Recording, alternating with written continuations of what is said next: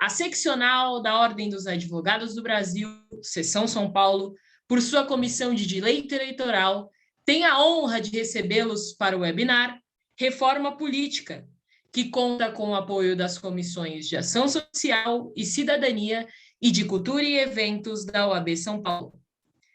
Este evento compactua com os Objetivos de Desenvolvimento Sustentável do ONU. Agradecemos e saudamos as autoridades que compõem essa mesa virtual, os participantes e todos aqueles que contribuíram com a campanha do agasalho. Para conduzir a abertura oficial desse evento, anunciamos o Dr. Marco Antônio, advogado e membro da Comissão de Direito Eleitoral da OAB São Paulo. Doutor, a palavra é sua. Muito obrigado.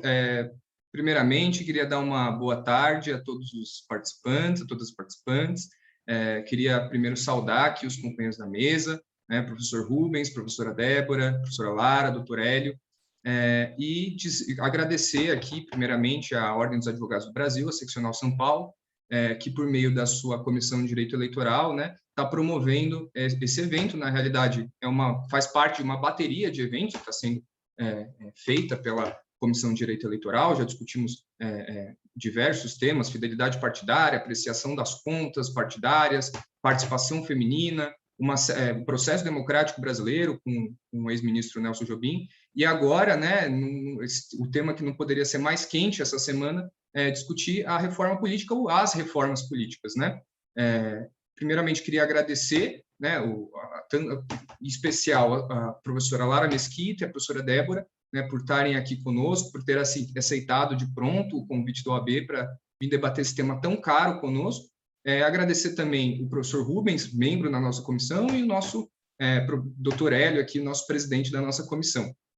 Primeiramente, eu vou passar a palavra para o nosso doutor Hélio, para ele fazer uma pequena apresentação, né, das reformas e da dinâmica com que essas reformas estão sendo tocadas pelo Congresso. Posteriormente, passo a palavra à professora Débora para falar um pouquinho para nós sobre as questões relacionadas à participação feminina nos espaços de poder. Depois passo a palavra também para o professor Rubens, para ele falar sobre as questões atinentes ao semipresidencialismo, ao aspecto do semipresidencialismo, e, por fim, vou passar a palavra para a professora Lara para fazer as considerações, ela que é nossa especialista em sistemas eleitorais. Muito bem, então, doutor Hélio, o senhor tem a palavra. Muito obrigado. Bem, boa tarde, Marco, boa tarde a todos e todas. É uma honra, um prestígio estar numa mesa tão ilustre, com pessoas de tão alto gabarito, como a professora Débora Tomé, a professora Lara Mesquita Ramos e o professor Rubens Bessac, que fala direto de Salamanca e que atendeu o nosso pedido diante do impedimento por razões de saúde do professor Wagner Mancuso. E o professor Rubens Bessac, sempre com muita generosidade, sempre com muita disponibilidade, atendeu o convite aqui dessa iniciativa trazida pelo Marco Antônio em promover esse debate sobre reforma política, nesse momento mais tenso que nós tivemos essa semana, até com um desfile de tanques não sei se tanques ou blindados, pela Avenida Central da nossa Brasília, da capital da República. Mas, enfim, então, muito oportuno debatermos sobre a reforma política. Essa semana, como todos sabem, nós tivemos duas votações importantes na Câmara dos Deputados. A primeira diz respeito à rejeição do voto impresso. É bem verdade que o placar da votação do voto impresso, né, da impressão do voto, né, vamos assim dizer, me impressionou um pouco, porque achei muito alargado aquele quórum.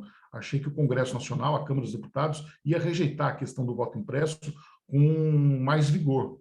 Mas hoje as notícias dos jornais dão conta um pouco do movimento que houve, né?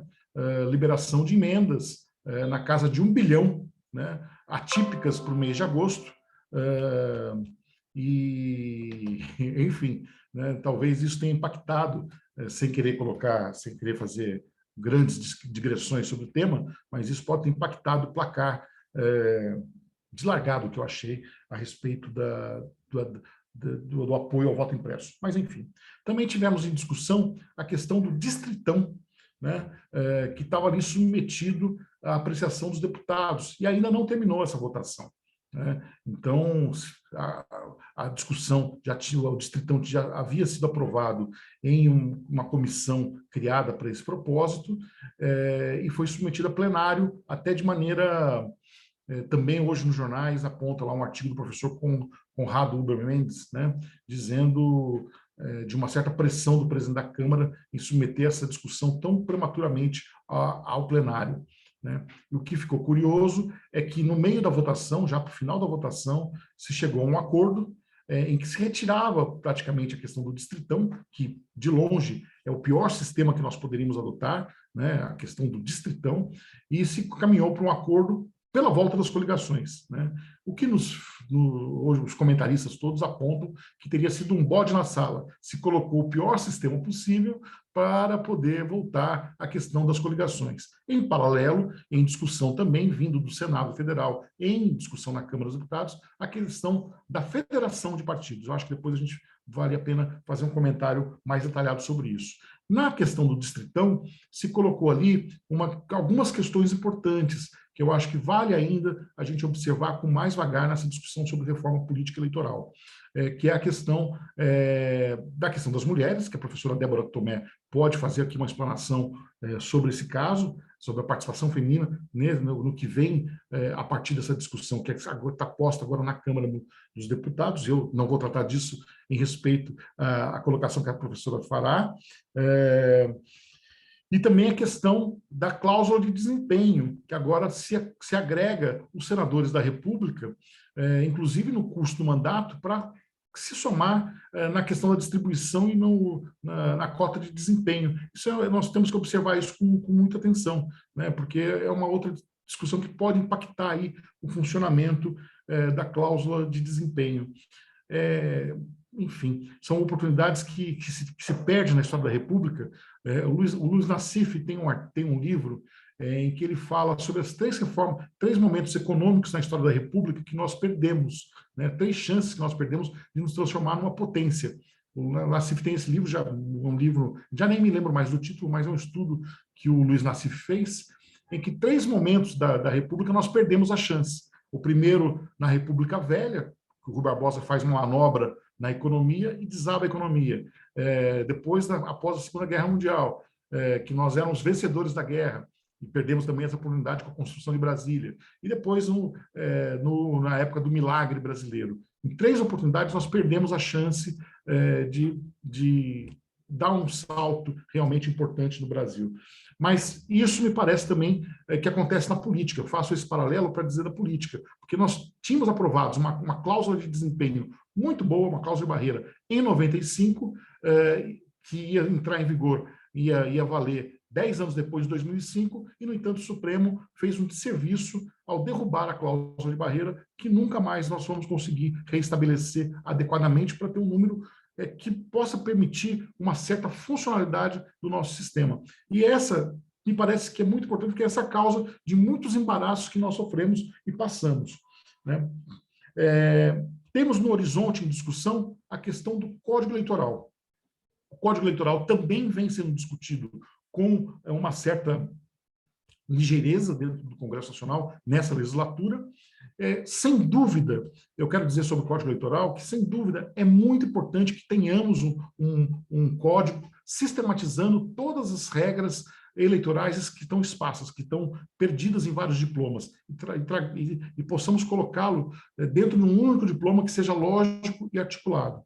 Mas reconheço o esforço que a relatora fez e passagens muito boas que esse código traz. Mas ele ainda tem imperfeições e que talvez a pressa em aprovar não permita a correção adequada dessas imperfeições, dessas correções que merecem debate, que merecem diálogo, e nós temos insistido na necessidade de fazer esse diálogo, né? Não que a relatora não se proponha ao diálogo, mas eu acho que o diálogo tem que ser algo que tenha uma devolutiva, se me compreendem, porque não basta que apresentamos a proposta e que depois que vá ser estudado e que sempre que você tenha retorno, se foi acolhido ou não, né? Em geral, não acolhido, mas eu acho que nós precisamos de um debate mais intenso. E aí eu gostaria de discutir um pouco sobre o método da discussão dessas reformas em andamento no Congresso.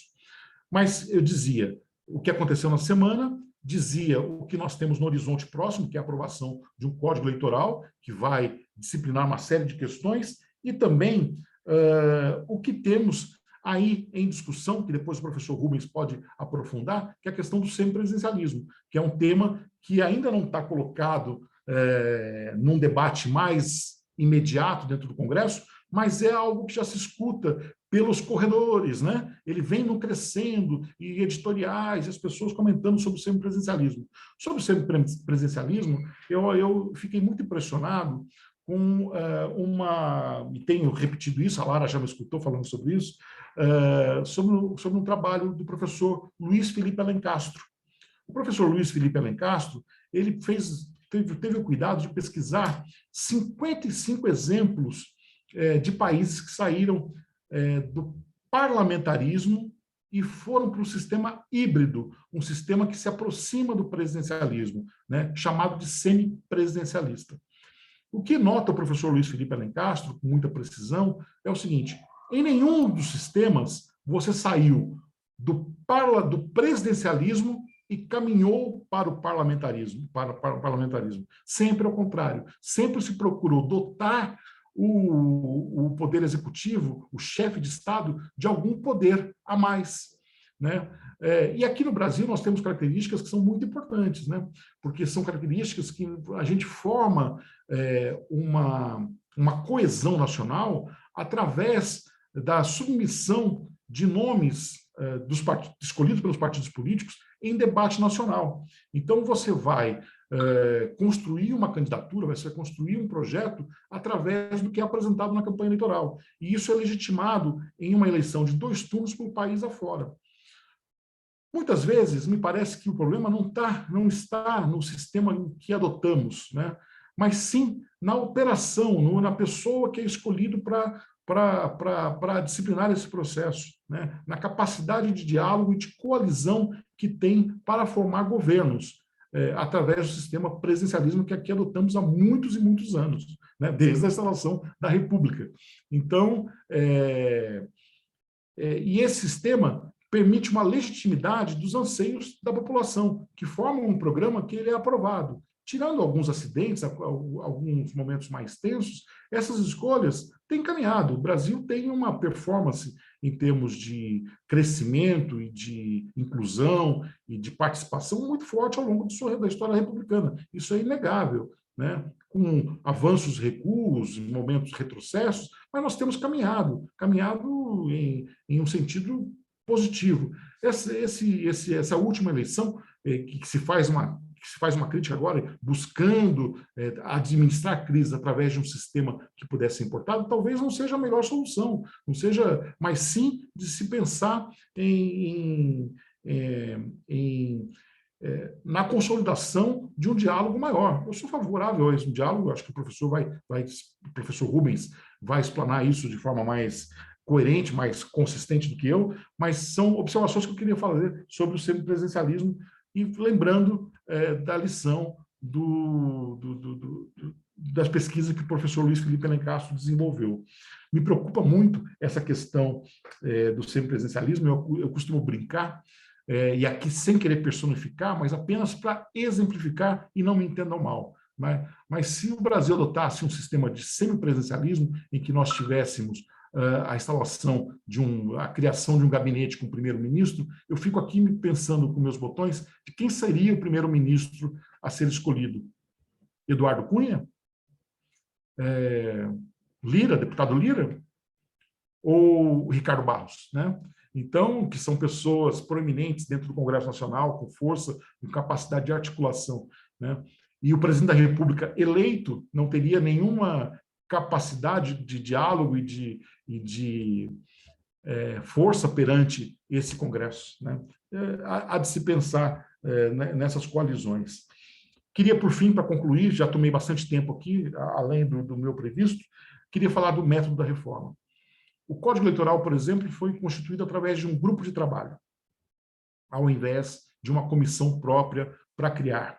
né? Em paralelo ao Código Eleitoral, nós tivemos a questão do distritão e do voto impresso. Meu cachorro latiu. Me desculpe. Mas,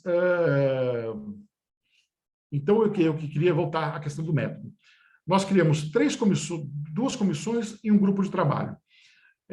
Isso ficou, de uma maneira, diluído em vários trabalhos pela Câmara Municipal e da Câmara dos Deputados, e um se sobrepondo ao outro, né? Então, muitas vezes você fala sobre o Código Eleitoral e invade outras discussões.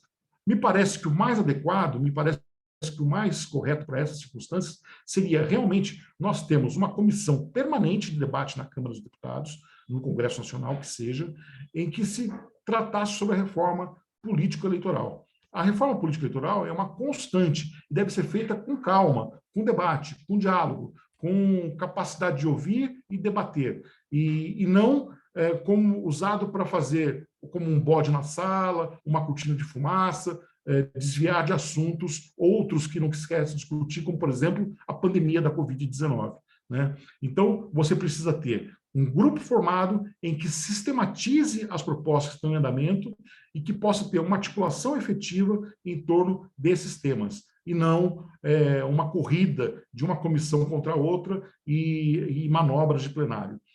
Veja, num grupo de trabalho como o do Código Eleitoral, até o oferecimento de emendas fica complicado, porque aí você apresenta... Veja, o Código Eleitoral foi constituído grupo de trabalho, ocorreram audiências públicas entre março e abril.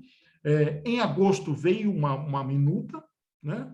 Foi apresentada uma minuta, e que estão sendo feitos reparos. Estamos em algumas versões dessa minuta, né? As pessoas alertando de lá que, olha, precisa corrigir isso, precisa acertar aquilo. Não me parece que seja o método mais adequado para uma discussão de um código eleitoral que nós há muito reclamamos, né?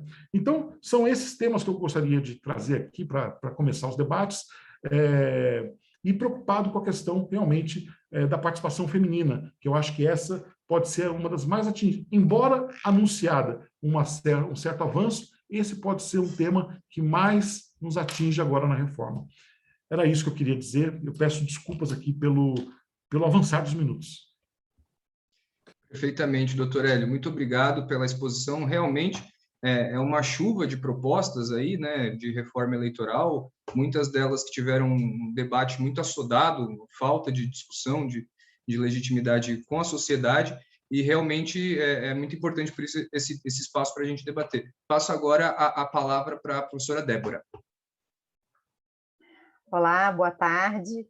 É um prazer estar aqui hoje. Eu queria ressaltar duas coisas que me deixam muito feliz. Uma delas é o fato de, como cientista política, no caso eu, Lara, professor Rubens também, não sei se é do direito ou se é da ciência política, estarmos com esse diálogo com a OAB, com os advogados, porque eu acho que é algo que vai ser um diálogo que a gente vem construindo no campo de estudos de gênero, de mulheres na política. Isso tem aumentado muito, e eu acho que isso é sempre muito bem-vindo, porque digamos que são saberes que, quando caminham juntos, acho que tem muito a ajudar um ao outro e criando novos Brasis, né? Criando novos mundos, e eu sou muito otimista nesse sentido. E também eu queria...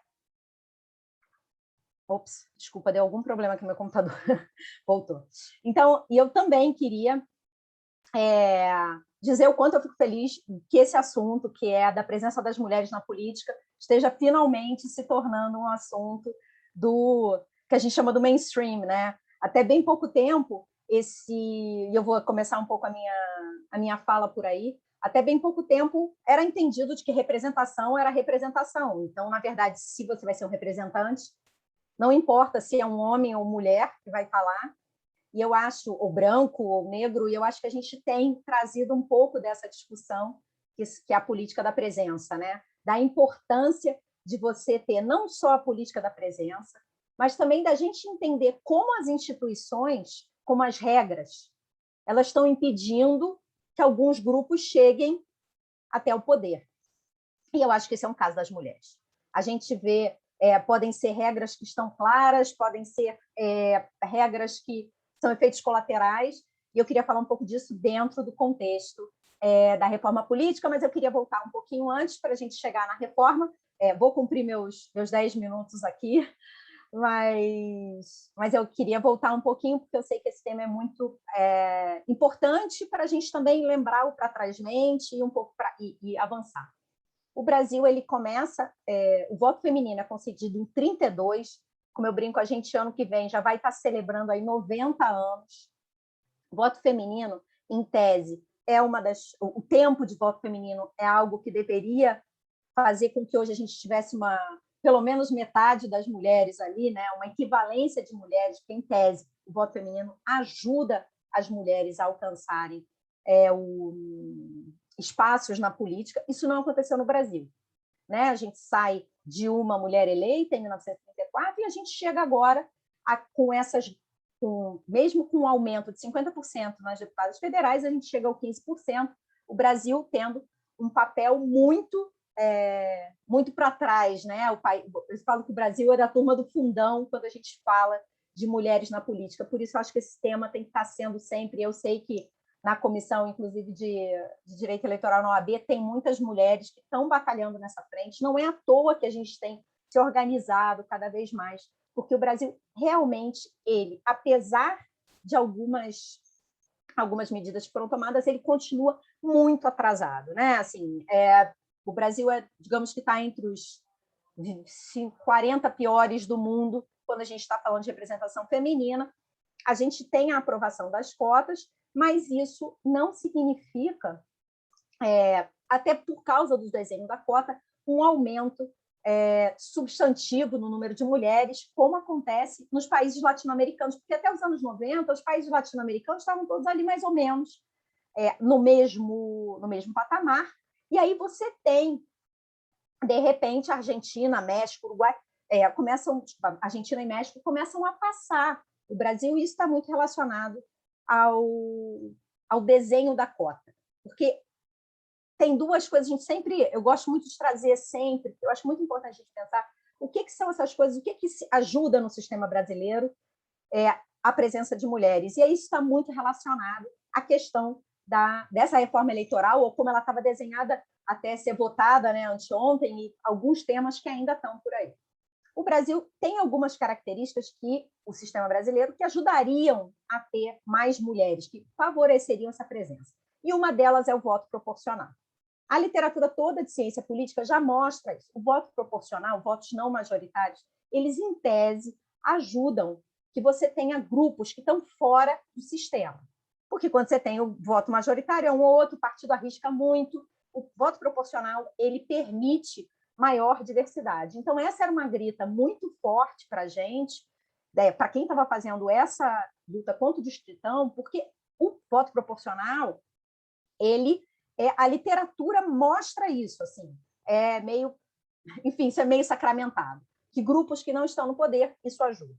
Outra coisa que ajudaria, mas não no limite que a gente está, né, porque a gente realmente exagera um pouco nisso, é o multipartidarismo.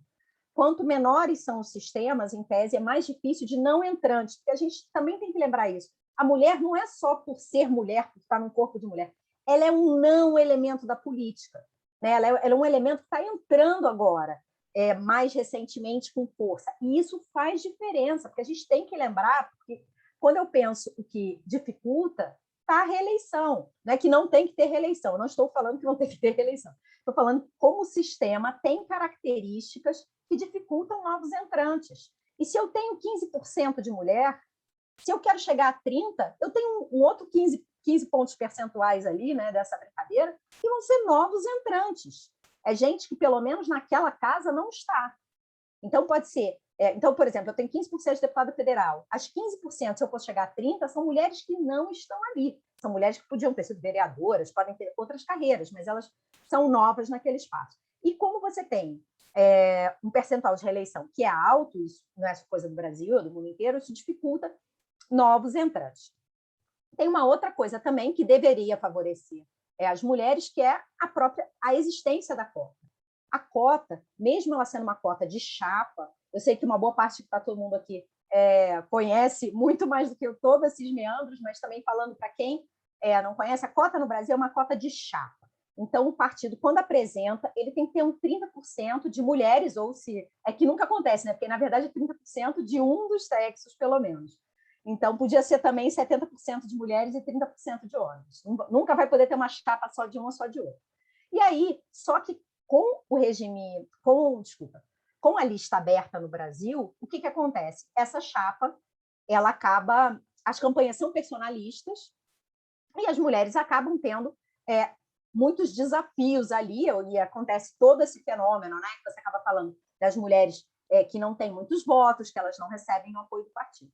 E eu acho que, pensando então, quando a gente está pensando no que favorece, a gente tinha um desenho a gente tem um desenho, né, hoje que é voto proporcional, multipartidário, e a gente tem um regime de cotas. Quando a gente olha para o outro lado, o que a gente tem que dificulta, né, no nosso sistema?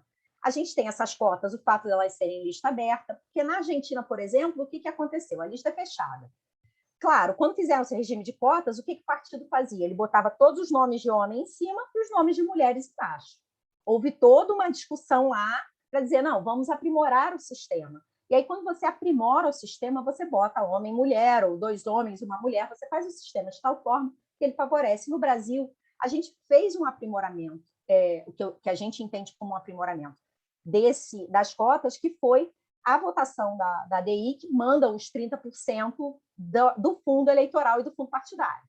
Então, a gente teve, a partir de 2018, essa destinação, que foi uma das coisas que acabou tendo impacto, não é a única, mas ter mais dinheiro, as campanhas no Brasil são caras, muitos aqui sabem muito bem, então você ter esse aumento do volume do montante destinado às mulheres, isso ajudou também, a gente teve um aumento de 50% no número de mulheres eleitas no Congresso, fazer a comparação com as 2 legislaturas. Então, acho que é muito importante a gente também ir vendo o que são como vai se aprimorando ao longo do tempo. E o que eu acho que a gente tem que ficar muito atento? Quando veio aí, olha só, nós conseguimos o 30%, estávamos com voto proporcional, a gente estava vindo num aumento lento e gradual. Os outros países, esses que eu mencionei, Argentina e México, eles já estão olhando paridade, eles já estão com paridade, eles estão trabalhando com 50%, reserva de vaga, eles estão trabalhando em outras. De repente, aparece um distritão que inicialmente tinha 15% de reserva de vaga, que é o que a gente já tem no Congresso Federal, né?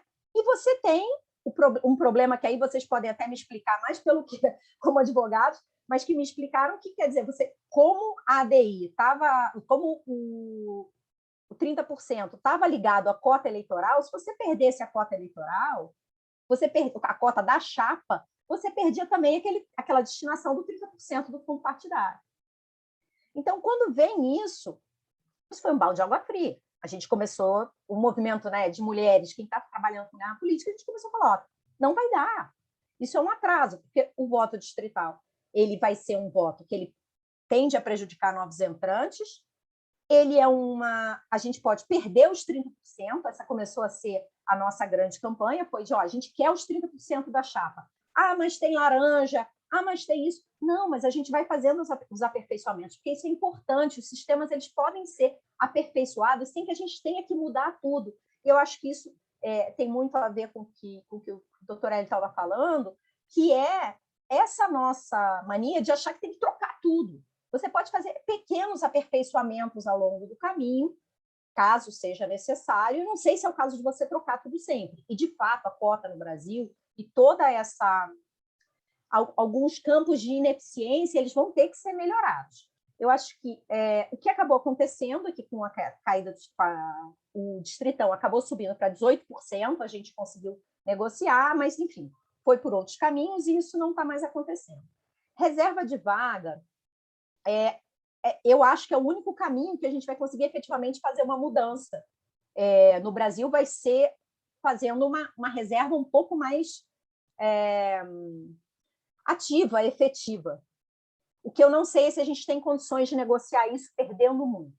Porque você fazer uma reserva de vaga de 18%, que em 2040 eu cheguei a 22%, é muito lento para o que está acontecendo no mundo. Pode ser que a gente vá realmente se dar muito mal. E também a gente pode pensar, não, eu vou negociar isso agora e daqui a 4 anos, quando tiver outra reforma política, a gente vai negociar isso de novo. Porém, pensar em 22%, daqui a 18 anos, né, daqui a 20 anos, sendo que a maioria dos países latino-americanos já está na paridade, já está numa discussão que está um caminho muito avançado, eu acho que a gente tem que pensar outras negociações institucionais, ou outras negociações dentro do Congresso, até para entender por que isso não está avançando. A pesquisa, eu faço muita pesquisa com candidata nova, entrevistando e mesmo trazendo número, e o que a gente vê é o seguinte: muita gente aponta esse nó dentro da estrutura partidária. Assim, isso eu estou falando assim, a gente está trazendo as vozes dessas mulheres, né? Elas não sentem que tem esse apoio lá dentro de campanhas. Eu sei que homens também, às vezes, não sentem, mas eu acho que as mulheres que são novas entrantes, quem está entrando agora, ela vai precisar desse apoio maior ali dentro da estrutura partidária. E eu acho que isso a gente tem que, sim, começar a pensar, até combater, como a gente vai combater as candidatas fictícias, porque a gente fez uma pesquisa, eu e mais 2 professores, e com percepção do eleitorado, e o que você vê é que tem uma aprovação grande para as cotas nas chapas. Assim, a cota de mulheres nas chapas, isso já é algo dado, ele é entendido, ele é querido pelo eleitorado. E, assim, foi bom isso ter sido mantido nessa forma, pelo menos que está sendo discutido agora. E só para falar um último ponto, que é a questão do que foi mantido, né? Não foi mantido, não, foi incluído, que é esse modelo de você ter um fundo proporcional, fundo dobrado em relação à eleição de mulheres e homens. Esse estímulo é um estímulo que me parece que é baseado no que foi feito no Chile, mas no Chile não é público o financiamento. No Chile, o financiamento você vai atrás do financiamento privado e o governo te dá um a mais caso você eleja mais mulheres. O prêmio é feito dessa maneira. No Chile, isso não ajudou a eleger mais mulheres. Vamos ver o que acontece aqui. Assim, as evidências que a gente tem do Chile ainda são de que isso foi pouco. Mas eu acho importante a gente ver como é que vai funcionar aqui essa questão específica. Mas, particularmente, a manutenção dos 30% na chapa e, enfim, a gente ter perdido o 18% da vaga, eu acho que foi uma boa troca, embora seja só uma manutenção, mas eu acho que a gente precisa começar a trabalhar para, de uma forma mais efetiva, aumentar esse percentual de mulheres, porque 15% é muito, muito, muito baixo. Então, e coloca o Brasil numa posição muito vexatória, e eu acho que a gente está deixando claro que o nosso sistema não está dando conta, democraticamente, de responder algumas das demandas. Eu acho que o sistema está emperrando alguns acessos ao poder. Mas era isso, obrigada. Muito obrigado, professora Débora, muito esclarecedora a exposição da senhora, e realmente é um absurdo, né? Uma diferença abissal de 15% de representação, quando no Brasil a gente tem 54% de mulheres. Agora passo a palavra para o professor Rubens, para falar um pouco sobre o semiparlamentarismo, semipresidencialismo. Então, olha, antes de mais nada, para mim é boa noite já, mas boa tarde, porque eu estou fora, mas atendi com muito gosto o prazer o convite do nosso presidente aí da comissão, Hélio Silveira, colega querido, de integrar aí, porque é como mel para abelha, né? Trabalhar temas e falar do que a gente gosta, ainda mais com gente tão qualificada. Então, é um prazer estar com os colegas, o Hélio, a Débora Tomé, a Lara Mesquita. Eu estou com um cenário improvisado aqui. A última vez era a minha cozinha, né, Hélio? Que o pessoal estava vendo, mas enfim, vocês me desculpem. Marco Antônio, prazer, viu?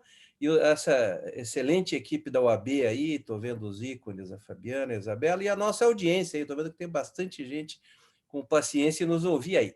Olha, acho que eu tenho 15 minutos nessa rodada, né, Hélio? Então, olha, espero que esses cumprimentos aqui não me sejam debitados, porque eles são dados de coração, né? Mas olha, eu vou falar um pouquinho na minha perspectiva. A professora Débora falou, eu não sou da ciência política não, mas trabalho muito com a ciência política. Eu trabalho direito, fiz história também, trabalho um pouco de filosofia do direito, e a ciência política é uma ciência co-irmã aí que é indispensável para trabalhar isso, porque eu acho que tudo que nós falamos, a Débora, eu, claro que muito rapidamente, o doutor Hélio, aí, numa locução muito completa no começo, a Lara certamente será assim, trabalha, na minha maneira de ver, na perspectiva de otimização da democracia, em última análise, né? Porque a democracia podem falar o que for, né? Que é o pior sistema, não sei, mas é o melhor que já se inventou. Pode ser que um dia gerações que a gente nem venha conhecer inventem outra coisa, mas tudo que já se inventou até hoje em contraposição ou em oposição à democracia não chega aos pés da qualidade desse sistema. Então, eu acho que o nosso debate aqui é sempre em prol de pensar melhor a democracia, quer na questão da inclusão, quer na questão da governança, da governabilidade, que não são conceitos exatamente iguais, quer na maneira de expressá-la, de fruir os direitos, enfim, acho que isso que nós estamos cuidando com o nosso público aqui, nós estamos debatendo de um ponto de vista científico, né? A mim, aqui, o convite do caríssimo Hélio veio para discutir forma de governo, certamente, porque outro dia eu publiquei, eu sou membro da nossa comissão aí da subseção, também sou membro com muito gosto lá da Abradep, e eu outro dia escrevi sobre presidencialismo, que é um debate que está na moda, como nós temos aqui no Brasil. Aliás, não é só um privilégio brasileiro, né? Tem coisas que entram em moda a discutir, né? E essa questão da eventual adoção do semipresidencialismo me fez escrever um pequeno artigo, que até deve ter uma continuação, e daí o convite bacana do Hélio para expor isso. Eu não acho que nada, quando a gente pega e inclui numa pauta política, vai resolver a problemática, não é isso. Eu, quando escrevi aquilo, foi pensando que é uma das perspectivas que pode ser pensada, debatida, obviamente com aquela expressão latina grano sali, sempre muito dosadamente, refletindo, debatendo democraticamente para melhorar, no caso, a questão da governabilidade. Eu não acho que o semipresidencialismo que eu me propus a escrever seja uma solução de per si, quer dizer, é um conjunto de coisas, até o Hélio fez uma locução pequena, mas muito ampla, mostrando quantas coisas nós estamos debatendo. Talvez nem esse conjunto, essa plenitude toda seja suficiente para resolver os nossos males. Eu nem sei se a gente consegue resolver. Mas, certamente, a discussão da forma de governo é algo que aproveita no mínimo para que a gente possa conhecer sistemas outros, né? Eu costumo dizer que a gente simplifica, porque, na verdade, eu diria que nós temos dois sistemas, né? Existe a sistemática de governo presidencial e a sistemática de governo parlamentar. Mas como esses sistemas se apresentam territorialmente em vários países, em vários estados, e também temporalmente em várias fases históricas, em vários períodos, eu gosto de dizer, vou no que a doutrina fala, que, na verdade, os sistemas apresentam a espécie regimes. Então, nós temos vários tipos de regime presidencialista, vários tipos de regime parlamentarista.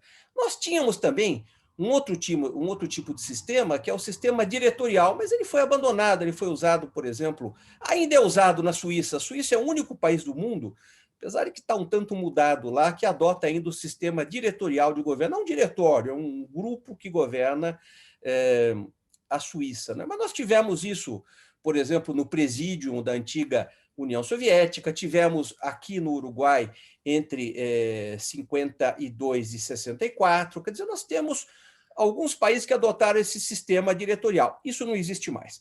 Agora, na reflexão sobre o que é o sistema presidencial, em que nós temos um presidente da República, claro que eu estou falando de repúblicas, não é?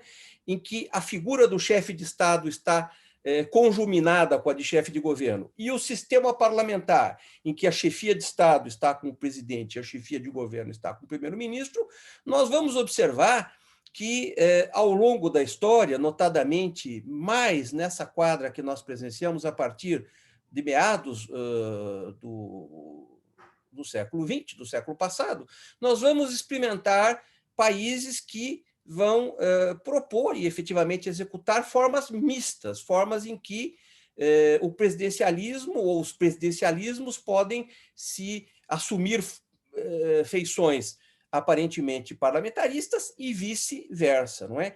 E os países que nós costumamos mostrar são preferencialmente dois, talvez primeiramente a França, depois Portugal, mas tem uma série de outros. O doutor Hélio mostrou o trabalho do professor Alencastro, que elenca, ele falou aí, quase 50 sistemas, né? Então, nós temos países na Ásia, como Taiwan, que praticam, Sri Lanka. Taiwan é a China nacionalista, não é?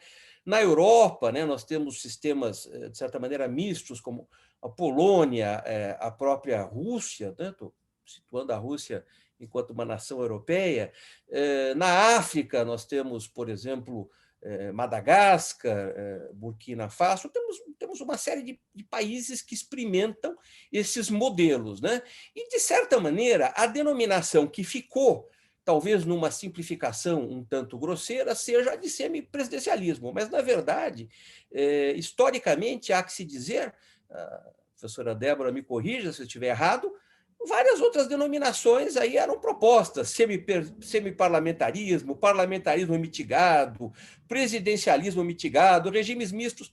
Eu acho que o que ficou mais, pelo menos, numa doutrina, por assim dizer, mais latino-americana, e especificamente mais aqui no Brasil, foi a expressão semipresidencialismo. Mas isso havia uma divergência doutrinária muito grande até pouco tempo atrás. O que nós podemos dizer é que, em última análise, estas tentativas de misturar sistemas tradicionalmente existentes na nossa prática política visa assegurar uma governabilidade maior, porque um dos males do parlamentarismo é, por uma série de razões, eu não sei se nós vamos ter como, se eu não vou ter como expender sobre esse detalhe aqui, mas muitas vezes, quando nós não temos partidos muito consolidados ou quando a tradição, por alguma razão parlamentarista, não está muito bem desenvolvida, uma rotatividade enorme de governos, não é? E isto provoca uma instabilidade tremenda. Vamos dar como exemplo o que se passava em França, não é? A França, historicamente, divide a sua história política nas repúblicas, nos impérios e nos reinos, não é? Mas a Terceira República, que vai de 1870 ou 75, que tem aquela fase inicial que é um pouco tumultuada, até 1940, a invasão alemã.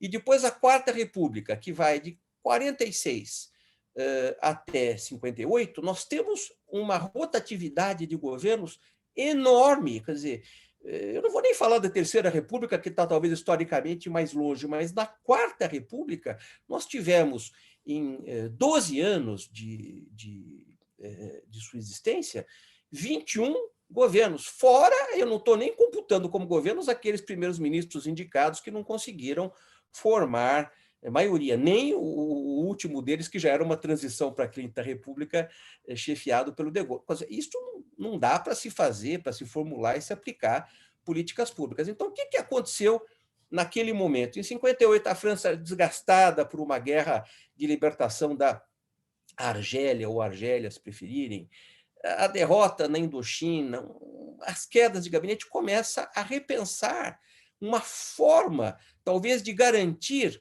o melhor do seu governo. A opção era claramente pela República, mas uma perspectiva de pensar: será que nós abandonamos o parlamentarismo? Não existe uma tradição presidencialista na França. A tradição presidencialista está muito associada com a questão cesarista, com a questão imperial, do Primeiro e do Segundo Império, né? Então, na verdade, vai se chamar ali, eu sou obrigado a historiar um pouco, o grande herói, o herói da resistência, o Marechal de Gaulle. E de Gaulle, ele dá um golpe de mestre, obviamente, ele aceita voltar, ele tinha governado a França na época da libertação, e logo depois se afasta quando começa efetivamente a Quarta República, e ele aceita voltar, mas ele volta com uma condição e impõe um golpe, podemos dizer, um golpe congressual, não é um golpe militar, muito longe de ser um golpe de Estado, efetivamente, mas ele faz um arranjo político e exige voltar com poderes diferenciados. Quer dizer, mantém-se o parlamentarismo, mas entende que talvez a possibilidade de mantença de uma governabilidade maior, mais perene, seria adotar o presidente, que tem uma legitimidade enorme, dos poderes de trabalhar junto com o primeiro-ministro. Aliás, muda-se a denominação. Na Quarta República, a denominação lá era presidente do Conselho, no regime do Conselho de Governo, do presidente do gabinete. transforma-se por uma denominação mais clara, primeiro-ministro ou premier, como se diz lá, não é? E o presidente passa a ter poderes garantidos a sua legitimidade de trabalhar junto com o primeiro-ministro, quer na sua indicação e na verificação de uma série de coisas que o primeiro-ministro trabalha junto. Isto fica muito mais claro na Quinta República, como passa a ser denominado esse problema, esta fase, perdão, a partir de 62, quando, através de uma reforma engendrada pelo próprio de Gaulle, instituem-se as eleições diretas para o presidente. Então, é um sistema de governo, melhor dizendo, um regime que vai se pensar, que conjumina, que coloca juntamente para funcionar, naquela perspectiva, um governo parlamentarista, mas com algumas perspectivas que são típicas do presidencialismo, né? O presidencialismo, por outro lado, é um regime que é inspirado no Estado, na nação que o pensou, que o idealizou e que instalou em primeiro lugar, que é exatamente os Estados Unidos da América, e cujo modelo foi copiado, notadamente, muito claramente, nas nações latino-americanas, tirando algumas exceções que estão ali no Caribe, mas a América Central como um todo e a América do Sul adotam o presidencialismo. Agora, basta olhar para a história do Brasil, não vamos nem falar, nós não temos tempo aqui de falar da história latino-americana, não é? Mas vamos olhar a história do Brasil, né? Quer dizer, desde a nossa Primeira República, uma instabilidade tremenda, não é? Só o número de repúblicas que nós tivemos, os golpes, as tentativas de golpe, fora aquelas que não levam esses nomes, não é? Os levantes, os golpes preventivos, uma série de questões assim que nos mostram como é difícil uma república sustentar uma governabilidade com uma plausibilidade de efetivação de políticas pensadas para serem efetivas e para serem perenes, quando você tem crise atrás de crise. É bem verdade que eu também já escrevi, já tive a oportunidade de falar aqui na Ordem, que a Constituição de 88 nos assegura um leme muito seguro que, apesar de toda a crise, a Constituição está lá segurando, né? Vamos falar só da denominada Nova República, né? Esse sistema que começa em 85, para ficar numa das datações, e ganha a constitucionalização em 88, com a nossa nova, entre aspas, Constituição, já indo para 33 anos, né? Mas nós tivemos aí, olha, 2 impeachments, estamos, talvez, não se sabe, caminhando para um eventual terceiro. Tanto faz se eles tecnicamente forem impeachments ou não, mas passaram assim para a história.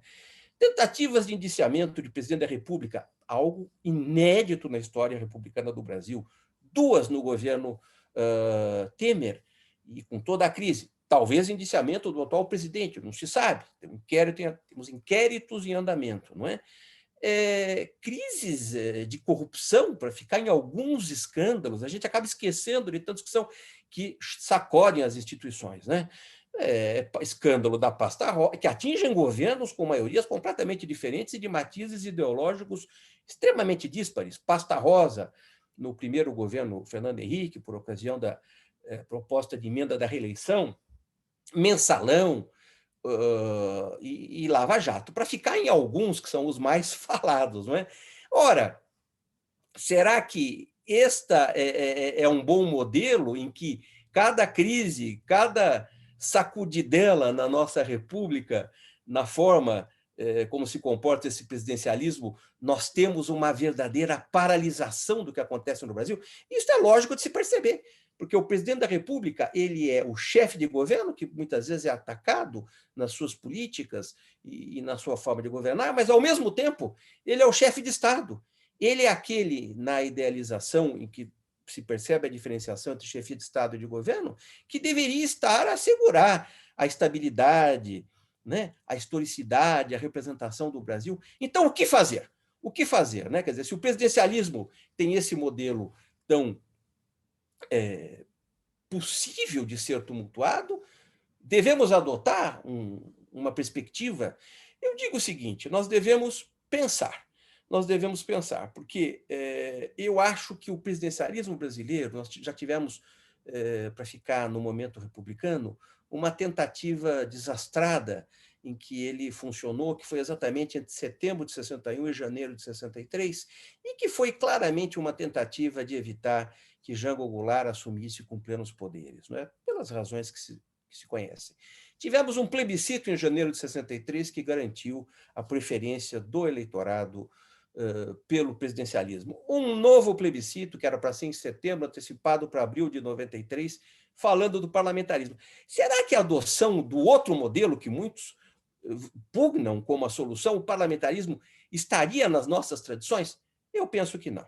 Nós temos uma prática republicana que sempre vai, inclusive, na preferência do eleitorado brasileiro, pelo presidencialismo. Então, por que não pensar uma forma de, mantendo esse presidencialismo que está na questão da preferência, a garantir talvez a legitimidade, até o voto direto é algo que nós batalhamos tanto para ter aqui no Brasil desde 84, temos aí as eleições com regularidade. Será que nós não podemos pensar uma maneira de assegurar uma maior perspectiva de governabilidade a esse mesmo presidencialismo? É esse debate que eu faço e acho que eu proponho, e não sou só eu, muitos estão aí a discutir, e uma das possibilidades é esta adoção do semipresidencialismo num modelo praticado na França, já desde 58, são 63 anos, a completar agora no próximo setembro, e que lá tem funcionado bem. Obviamente, nós não temos como ter uma bola de cristal, né? O doutor Hélio faz colocações muito bem feitas. Eu não sei se eu estou estourando o tempo aqui, Hélio, eu peço que você até me avise, eu posso completar depois.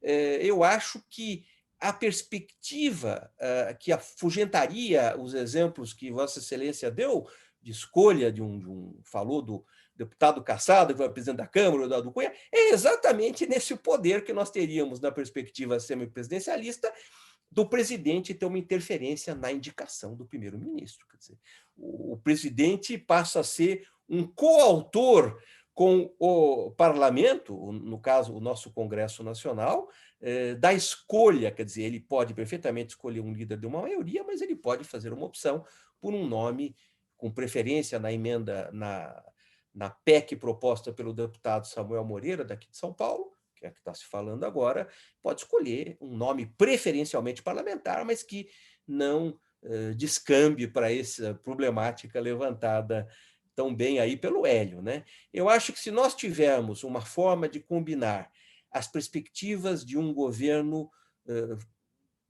que efetivamente combine a maioria que está no parlamento ou a coligação que represente a maioria, mas com uma possibilidade de intervenção de quem tem a grande legitimidade na tradição brasileira, que é o presidente da República, na tradição nossa, é algo que pode vir a funcionar.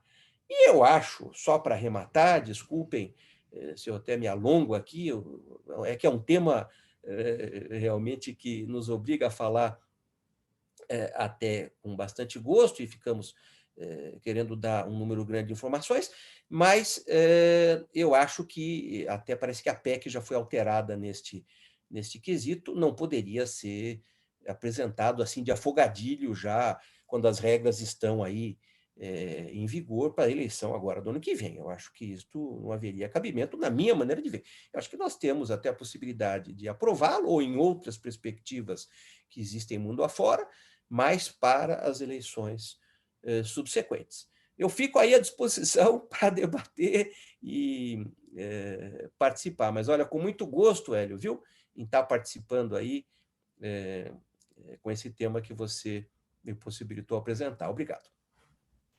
Muito obrigado, professor Rubens. Realmente, como bem colocou o professor, inclusive um texto do professor Marcelo Neves também no Estadão esses dias, o presidencialismo no Brasil passou por duas vezes pelo crivo popular, né? Tanto em 63 quanto em 93, e ambas as vezes sagrou vencedor. Então, realmente é um sistema que gosta de legitimidade popular, e talvez para a gente mudar esse sistema seja necessário uma consulta popular, de fato.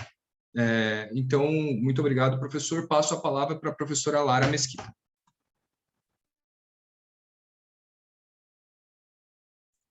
Desculpa, eu estava aqui ligando o microfone. Queria agradecer imensamente ao Marco e ao Hélio pelo convite, pela oportunidade de estar aqui debatendo com vocês.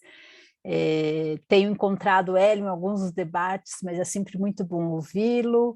A Débora, que é uma amiga querida, mas, para falar bem a verdade, eu poucas vezes a vi debatendo esses temas. A gente se encontra em grupos de estudos que, nesse momento, estão dedicados a outros temas, e eu achei que ela fez uma fala bastante importante, e o debate do Rubens sobre o semipresidencialismo também é algo, não é um tema menor.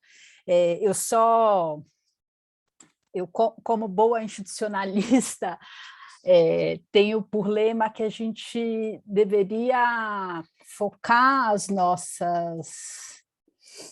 nossas reformas em momentos de mais tranquilidades e não em momentos de crise, né?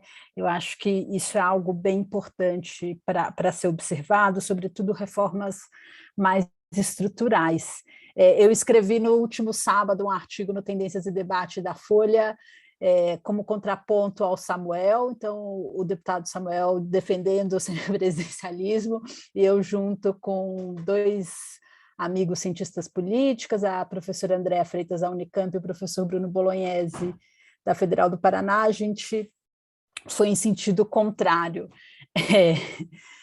Enfim, acho que não é bem esse o tema da fala aqui, mas só para destacar que eu acho que esse é um debate importante de ser feito, que deve ser feito com profundidade e tranquilidade, e o ruim é que ele surja no momento de crise, né? E como o foco não é da minha fala, não é a crise política, mas sim pensar de uma maneira mais ampla sobre a reforma eleitoral, eu vou tentar destacar alguns pontos aqui, né? Primeira coisa, que a gente tenha uma proposta de reforma aprovada na Câmara, que ainda não é completa, porque, como o Hélio bem destacou, ainda falta a questão do Código Eleitoral, que, no meu modo de ver, é o mais central no interesse dos parlamentares e do presidente da Câmara, o deputado Arthur Lira. E porque é ali que estão mudanças mais estruturais e que não vêm por acaso. Algumas delas atendem interesses dos partidos políticos, em termos de ter mais autonomia, e outras são respostas ao Poder Judiciário, que nos últimos tempos me parece que extrapolou um pouco a sua esfera de atuação. Por mais que eu possa concordar com o conteúdo das decisões, não me parece que o espaço correto, o locus de algumas dessas decisões sejam o judiciário, e muito menos há poucos meses da eleição, quando o ciclo eleitoral já se iniciou, quando o registro de candidatura já se iniciou, e é quase uma ingenuidade do Poder Judiciário achar que ele ia interferir tantas vezes num processo eleitoral já em curso e que o parlamento em nenhum momento ia tentar dar uma resposta para isso.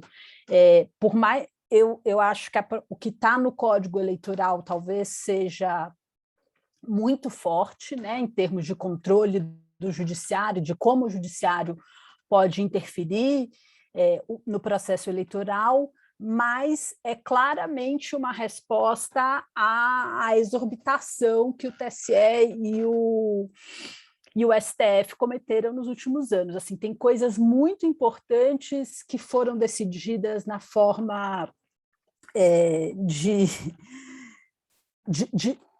por meios legais relativamente fracos, que são, me fugiu o nome aqui me socorre, as normas que o TSE edita para regular a eleição.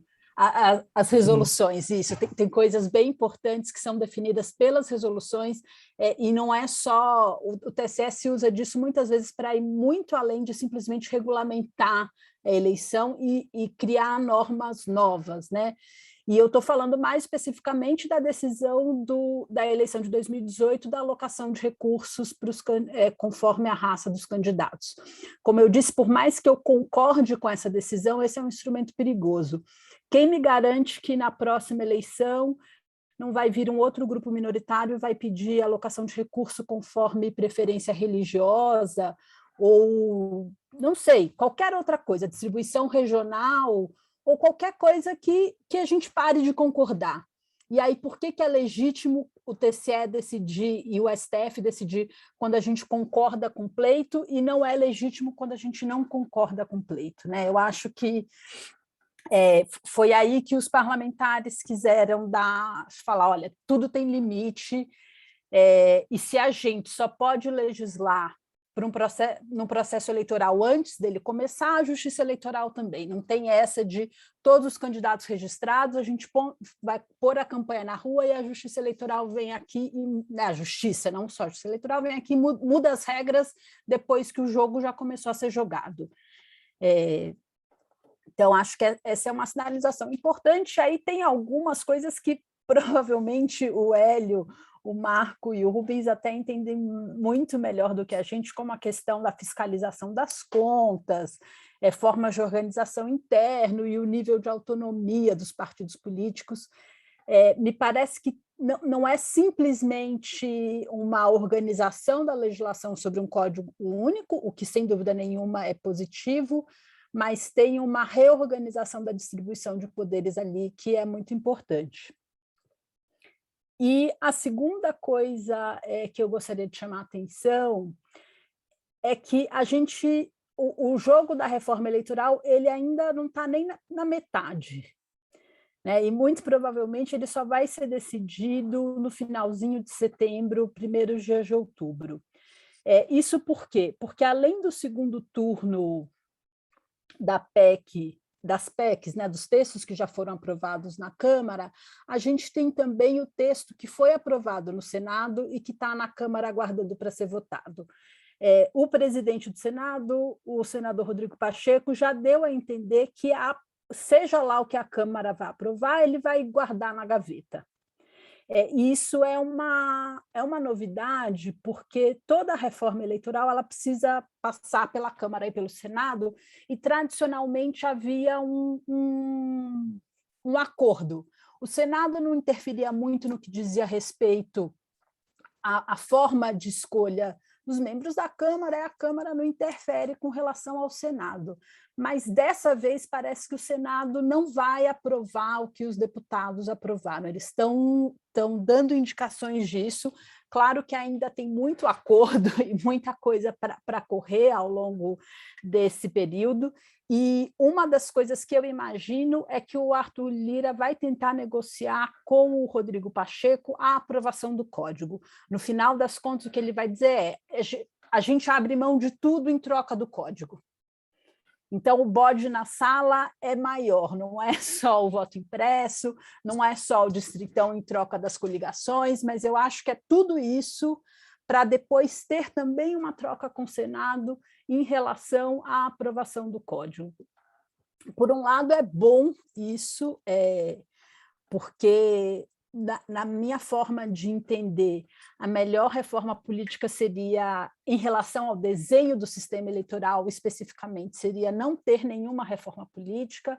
As mudanças aprovadas em 2017, elas têm um grande potencial em diminuir a fragmentação excessiva do sistema brasileiro e contribuir para a gente ter um sistema não só que facilite a governabilidade, mas também que se torne mais inteligível para o eleitor, com menos partidos, com os partidos um pouco mais fortes. Isso ajuda o eleitor também a entender não só o sistema eleitoral, mas a forma como se governa. E aí a segunda parte é o texto que foi aprovado no Senado e que, se o Senado não colocar em votação o texto da Câmara, a Câmara ainda pode tentar colocar em votação o texto do Senado. E o que tem lá, né?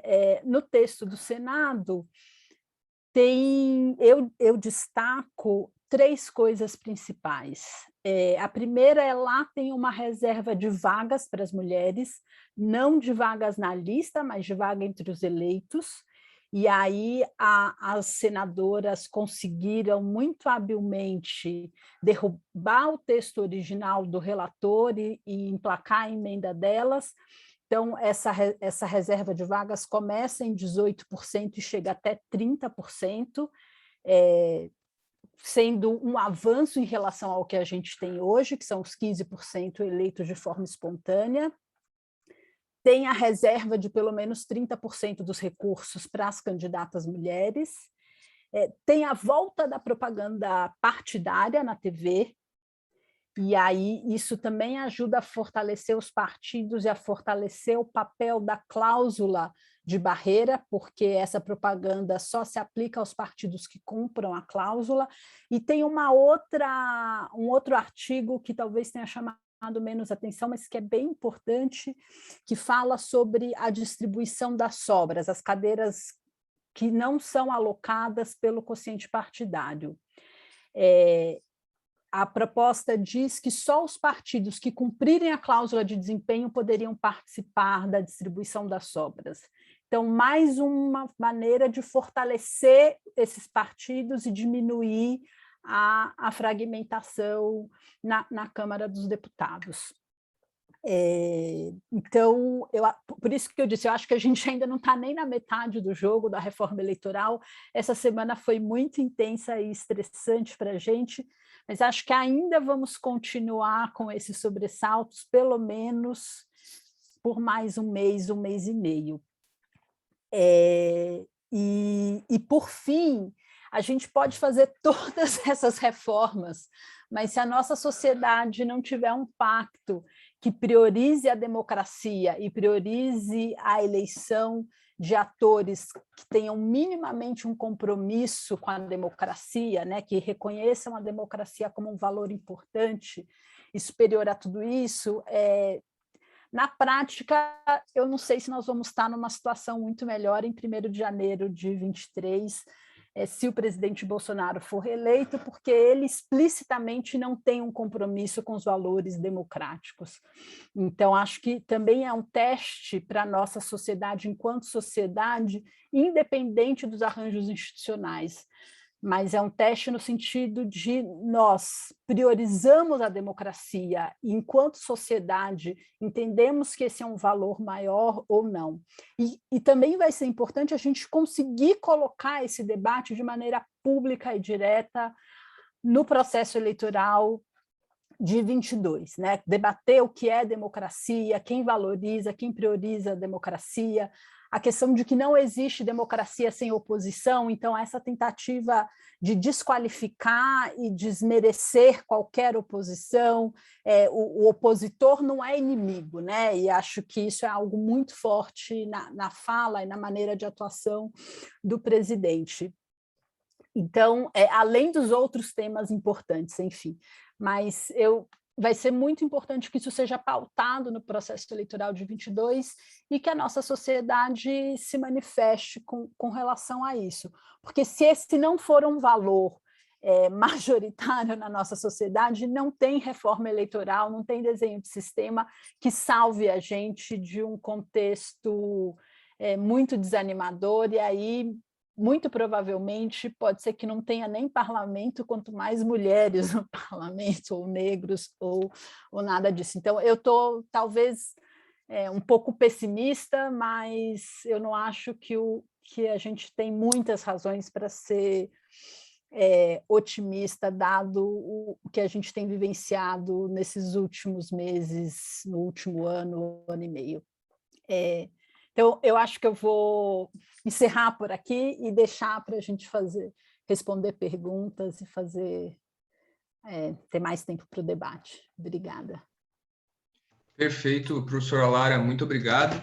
Esse tema que é tão importante para a gente, tão caro, né? Porque esse projeto de código eleitoral, ele não é só um projeto de código, né, da lei que a gente tem, a lei 4.637, mas é um projeto de código muito mais ambicioso, que busca, inclusive, incorporar a lei das inexigibilidades, partidos políticos, a lei de plebiscito e referendo. Então, é realmente um novo código da vida política, né, que está sendo discutido no Congresso. Não podia esquecer, queria agradecer ao meu colega, o Gabriel Goldfein, também, colega da professora Lara, da professora Débora, que me ajudou com os contatos. Muito obrigado por estar assistindo a gente aqui. Muito obrigado, Gabriel. E a gente passar agora para as perguntas. Foram feitas 2 perguntas aqui no chat. Uma do doutor Luiz Henrique, que perguntou, gostaria de saber a opinião dos participantes sobre a aprovação, né, do texto na Câmara, o destaque, né, que foi feito sobre as coligações. Então, a volta das coligações proporcionais, o que os debatedores têm a opinião sobre a volta das coligações proporcionais, se é um retrocesso ou não. O doutor Lucas, também membro da nossa comissão aqui, fez uma discussão sobre governabilidade. Eu queria pegar até o gancho da pergunta do doutor Lucas para fazer uma pergunta também, porque não é todo dia que a gente está aqui, tem a oportunidade de perguntar para palestrantes tão qualificados, né? E uma discussão na ciência política há muito tempo que era realizada sobre a insuficiência dos sistemas institucionais. Então, o Huntington, o Sartori, eles tinham essa questão de que o problema da ingovernabilidade, da instabilidade latino-americana se dava pela combinação do sistema proporcional, né, de eleição proporcional, junto com o presidencialismo, que isso seria insustentável. Então, daí surgiu a própria proposta do Giovanni Sartori para o México e tudo mais. Mas, a partir de 94, o professor Limonge, junto com uma série de outros pesquisadores, né, o professor Limonge, o professor Argelina Figueiredo, Jairo Nicolau, todos eles vieram, né, apresentaram uma nova forma, dizendo que o presidencialismo de coalizão, a partir da nova república, era muito diferente do presidencialismo do presidencialismo anterior, né, da República Liberal, por causa da centralização do processo decisório no colégio de líderes e tudo mais. E a pergunta do Lucas vai justamente nesse sentido, né? Eu queria saber ele pergunta, doutores, eu gostaria de saber qual o melhor caminho para estabilizar a governabilidade do presidente da República no sistema presidencialista no Brasil, visto que somente 2 presidentes cumpriram integralmente seus mandatos sem impeachment pós-redemocratização. Então, aí com essas 2 boas perguntas, eu devolvo a palavra. Acho que podemos fazer na mesma ordem. Vocês têm algum Aí eu começo dando uns pitacos. Perfeito. Foi dito por aí. Doutor Hélio. Vou começar, então, com a pergunta do Luiz Henrique sobre a volta das coligações. E está em debate a questão das coligações e das federações, né? Que também está colocado de volta. Fazendo um gancho geral sobre governabilidade, o que disse também o professor Rubens, que apontou a professora Lara e a Débora, eu considero um grande retrocesso a possibilidade de coligações, essa troca que foi feita do distritão pelas coligações. Se nós queremos garantir alguma governabilidade, alguma razoabilidade para o nosso sistema, nós precisamos, de fato, ter menos partidos políticos. Se nós queremos discutir, por exemplo, semipresidencialismo, se nós queremos pensar em um outro sistema que não seja para o próximo período, mas para daqui a 10 anos, nós não vamos ter que conseguir fazer uma agenda de qualquer forma de governo com 37 partidos representados. Seria impossível. Então, nós estamos retrocedendo numa agenda na reforma de 2017, que foi muito avançada, que foi muito... custou a ser elaborada, combinado cláusula de desempenho com o fim das coligações, para dar uma racionalidade para que nós pudéssemos, no segundo tempo, discutir outros mecanismos, né, outras formas, uma agenda. O Congresso, de fato, precisa de uma agenda. Né? Talvez eles tenham uma agenda, né, Lara? Talvez eles tenham, a gente não compreende, ainda vai, talvez em meados de setembro a gente vai saber com mais clareza o que eles querem. Mas eu considero fundamental o enxugamento desse grupo total, desse número imenso de partidos, para que a gente possa ter alguma governabilidade e evitar isso que o Lucas falou, dessa imprevisibilidade, dessa falta de conseguir coordenar, porque exige, hoje as lideranças, hoje no Congresso você precisa ter um líder, vice-líder, líder da maioria, da minoria, é uma pleiade de pessoas e de um mecanismo ali tão intenso que fica realmente difícil você levar a governabilidade a bom termo, e aí você começa a pensar, ter que raciocinar outras fórmulas de regime para poder tocar aí a nossa democracia. Então, eu considero que a questão da instabilidade está relacionada com o número de partidos que nós temos hoje, né? E, agora, depende muito da gestão dessa capacidade de coalizão, né? Eu não acho ruim o conceito de presidencialismo de coalizão, eu não acho ruim, eu acho que ele precisa ser, depende um pouco do personalismo na política que possa conduzir esse processo, mas ter clareza na agenda, né? O que nós temos hoje em dia, no atual governo, com todo respeito, com a devida vênia que se tem aqui, é uma falta de agenda, né? Aliás, perceptível no dia a dia a falta de agenda do presidente da República. Mas essa falta de agenda que leva, inclusive, a problemas disfuncionais da nossa democracia.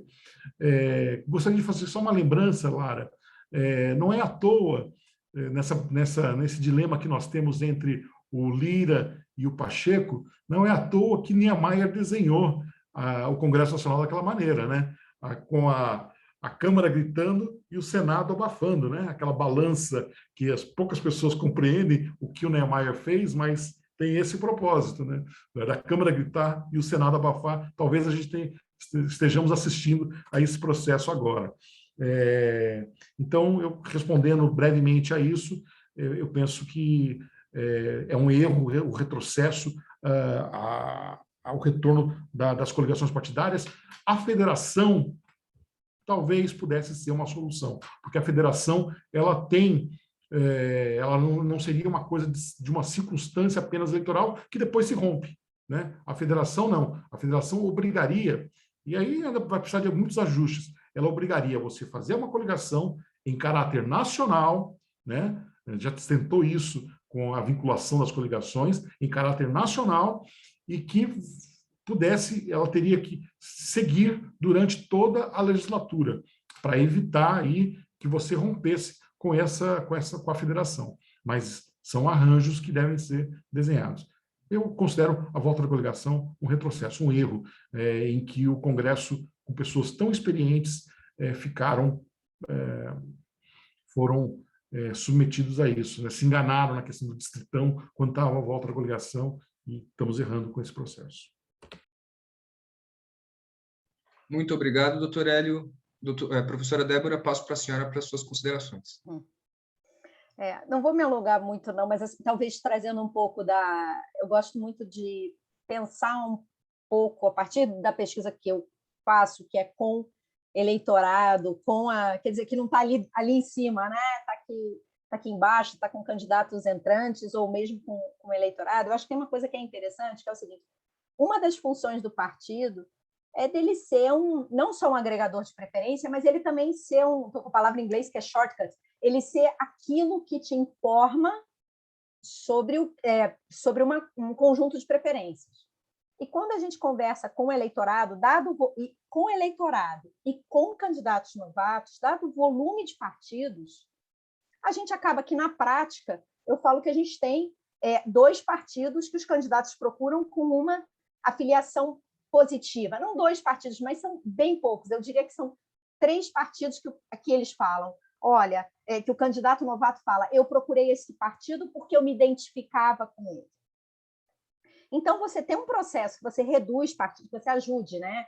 A redução disso é importante também para informar o eleitorado de quem se trata, né? Tem algumas pesquisas que mostram, eu estou tentando lembrar quem são os autores, que no Brasil, na verdade, você podia ter 5 partidos, se for pensar em afinidade de votação, se for pensar em afinidade, você teria muito menos partidos, e isso também ajudaria o eleitorado e o próprio candidato que está entrando, para saber quais são aquelas preferências. Então, tudo que venha no sentido, por mais... Eu sei até que eu mencionei que o multipartidarismo é bom para as mulheres, mas eu não estou falando de 33 ou de 37. Eu acho que a gente pode ser mais comedido nesse sentido. E eu acho que tem uma outra coisa também, que é muito importante a gente pensar sobre essas sucessivas crises, né? Essa sensação de crise que a gente vai passando, que eu acho que é o seguinte, a democracia, o voto, ele tem limitações quando a gente está falando de um país tão desigual. Então, o voto ele vai até um ponto, mas ele não resolve todos os problemas. E a gente tende a achar que aquilo vai resolver, o voto ou o representante vai resolver todos os problemas, quando, às vezes, você está só reforçando algumas situações de status quo. Então, assim, eu acho que a gente tem um diálogo a fazer nesse sentido, e eu não sei se é a mudança do presidencialismo para semipresidencialismo disso que vai resolver. É como se fosse assim, o eleitorado tem uma demanda que é de outra natureza e ele acha que vai resolver transformando a forma como a gente elege os nossos governantes, e talvez não seja por aí, o problema é outro.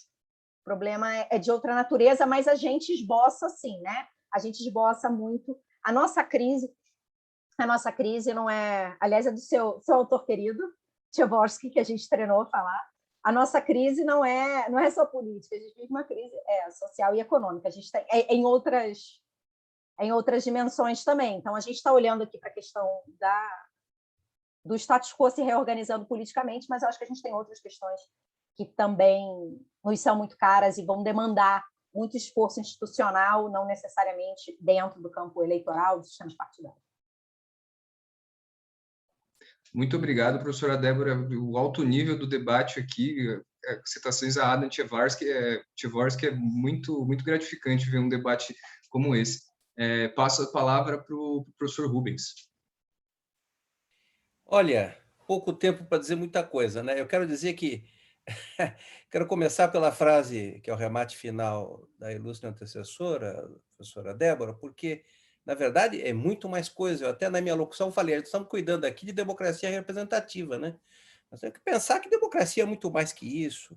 É fruição de direitos, é perspectiva de gozo efetivo dos direitos, é pensar, acabar com essa coisa em direitos fundamentais e direitos que não são fundamentais.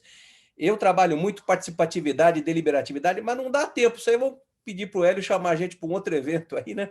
Mas ficando na questão da democracia representativa, eu sou, sobretudo, um dialético, não necessariamente a visão dialética marxista, mas um dialético hegeliano. Eu não acredito que a gente impõe, escreve, faz as coisas e altera a realidade, sabe? Eu acho que a realidade vai nos mostrando como as coisas são e dentro do que é a realidade nós vamos trabalhando. Por isso que eu, por exemplo, era um crítico e sou crítico feroz, se eu pudesse ser um deus aí com D pequeno para não cometer nenhuma apostasia, nem mexer nas coisas, eu sou contra a reeleição. Era uma das maiores tradições brasileiras republicanas, mas depois que ela veio, agora eu sou um dos defensores que ela fique, porque nós não damos tempo, dialeticamente pensando, para um treino, para um traquejo, para uma prática e formar uma tradição. E é o que aconteceu agora, o Hélio lembrou muito bem, Marco Antônio, você nas suas falas aí, pontuando, mediando, obrigado. Exatamente, quer dizer, nós vamos mexer de novo agora, quer dizer, a cláusula de barreira foram tantas tentativas, aquela intervenção, a gente acata o Supremo, mas critica, foi uma intervenção obtusa. Até o próprio ministro Lewandowski, que é um colega, amigo pessoal, ele próprio mostrou já várias vezes todo um arrependimento naquela forma de agir naquela época. Agora, depois que se aprovou, nós vamos voltar atrás, porque na medida que você vai valorizar a coligação de novo, vamos ver como é que o Senado vai agir, você bota tudo a perder, né? É muito mais lógico a federação, quer dizer, você não vai necessariamente acabar com os partidos, mas vai, de certa maneira, dar as condições deles se amoldarem numa federação que vai trabalhar determinadas coisas em comum, né? O que nós não podemos, na minha maneira de ver, e sempre nessa perspectiva, é mais ver, depois que morre e vira santo, mas eu me lembro do querido, até gostava muito do Eduardo Campos, mas que uma vez em um discurso foi recriminado pelo Carlos, não sei do que é o presidente lá do partido, agora me fugiu o nome, que quando ele foi defender a privatização da Petrobras, não é? Veja, quer dizer, olha, a carta do PSB de 47, o estatuto não trabalha que a Petrobras continue estatal, né? Quer dizer, então, os partidos, muitas vezes, nem os seus próceres, os seus líderes, os seus presidentes conhecem os candidatos a presidente. Então, isso nós não podemos, nós estamos caminhando devagarzinho sobre pedra para ir construindo uma tradição. De repente vem, né? Eu acho que o Senado, viu, o exemplo arquitetônico do Niemeyer, ele mostra muito, porque o Senado, em qualquer das maneiras de você ver o Senado, em qualquer das formas de classificação, ele é uma Câmara que deve ser vista de um ponto de vista de uma reflexão maior, numa tradição até, quer ele seja um modelo federalista, Câmara Alta, tanto faz, mas ele é composto por pessoas que já exerceram, temos exceções, né? Mas, em geral, pessoas que exerceram mandatos de governador, ex-senadores, ex-presidentes. Então, a função dele é reflexionar, muitas vezes, esse caráter conservador, no sentido bom da palavra conservador, porque a gente utiliza as palavras no dia a dia de uma forma equivocada, né? Então, eu diria isso, quer dizer, as duas excelentes perguntas são essas, quer dizer, a questão das federações, eu acho que era um avanço a construir, aí nós vamos agora voltar para trás, isso aí não tem cabimento, é botar tudo a perder. Agora, na questão do sistema de governo, eu ainda vou dessa linha, e estou terminando já, Marco, Hélio, no sentido de que nós vamos botar a perder tudo que durante mais de 100 anos, 130 anos quase, que nós construímos durante a nossa República. Vamos trabalhar com o presidencialismo, que mal ou bem pode não ser o melhor, mas vem funcionando, e vamos trabalhar de uma forma que foi lembrado aqui, 2 presidentes na República Nova que terminaram sem processo de impeachment, sem nada. Vamos fazer com que isso seja uma prática.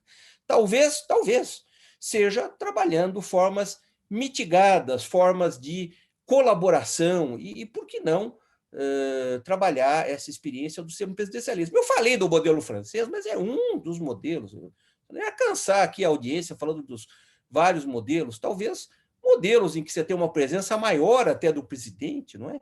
Temos isso em vários países da Europa Oriental, por exemplo, o presidente tem um poder maior, ou da África, da Ásia. São fórmulas a pensar no sentido de que nós possamos sair. Aqui vai uma crítica feita a mim próprio, que trouxe,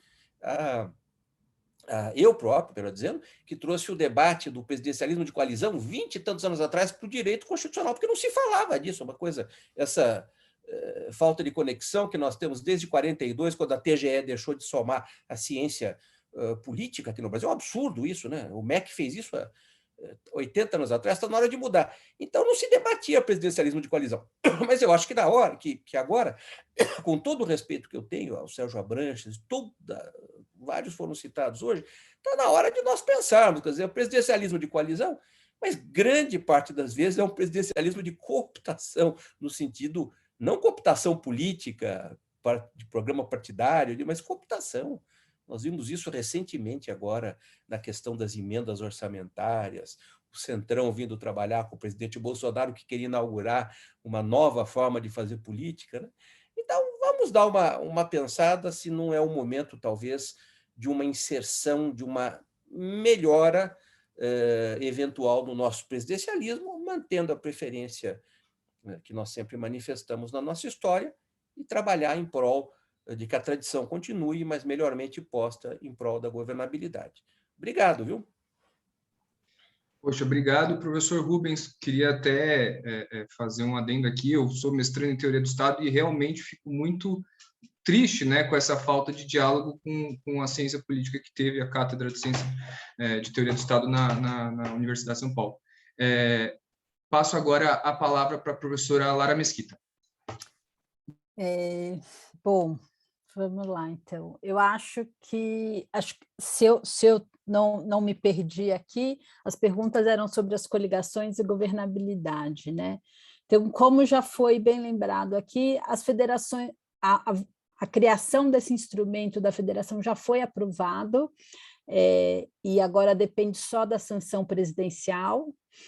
E aí, uma das coisas mais importantes para a gente saber se as federações vão, de fato, funcionar como se espera, no sentido de permitir a sobrevida dos partidos, mas sem aumentar a fragmentação legislativa, é como vai ser regulamentada a questão financeira, a distribuição dos recursos.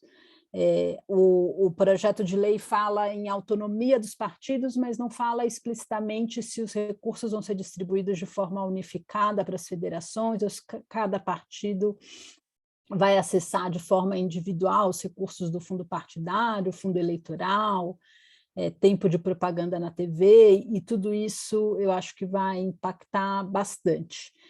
Mas, ao que tudo indica, ainda que o Senado não aprove as coligações, esse instrumento das federações já está aprovado. Então, eu não sei, ainda não tenho muita clareza de como isso vai funcionar. Com certeza, se a gente tiver que escolher entre federação e coligação, as federações são melhores que as coligações, mas eu ainda tenho dúvidas se o melhor não seria não ter nada disso. Não sei mesmo, assim, acho que ainda preciso estudar um pouco sobre isso. E sobre a governabilidade, a questão é essa, assim, em tudo que a gente estuda, não tem arranjo que funcione.